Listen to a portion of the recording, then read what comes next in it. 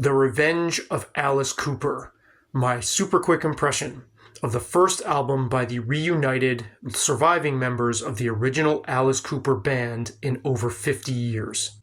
Okay, in one word, utter, absolute shock. I know Alice Cooper is known as a shock rock icon, but I am shocked. I almost fell out of my chair at how much this album revives the spirit of the original Alice Cooper band, who in my humble opinion are one of the most important rock bands ever, and not just because of the image, not just because they predated glam and metal and, essentially gave us Kiss, right, and theatricality in rock and roll. On a strictly musical basis, what that band accomplished over its first 7 records, I mean, technically not all the members were on Muscle of Love, but it was presented that way. But that run that they had from Pretties For You to Muscle of Love, there's so much on there. They broke so much ground. They were so, blazed their own trail. And I cannot believe, it is seriously a musical miracle that a band like that 50 years later can just get into a room and bring that back.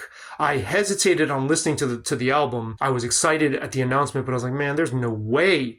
There's no way this is even going to come close. This isn't even going to get 10% of the way to what that band did, to their whole vibe, to their connection, to their chemistry. And lo and behold, it's 100% of the way there. And I want to say it doesn't sound completely retro either. It captures that old spirit of late 60s, early 70s rock experimentation in the tones. There's definitely an aura there, but it also is recorded in a way that feels very modern. I'm like, man, wow, those guys obviously had something that's still alive within them that emerges when they create together. I almost feel like Alice Cooper should bow out on this note, bring everything home full circle, and just leave it at that. So I really like the first 2 records he did on his own. Actually, I like a few of them, but particularly Welcome to My Nightmare and Alice Cooper Goes to Hell.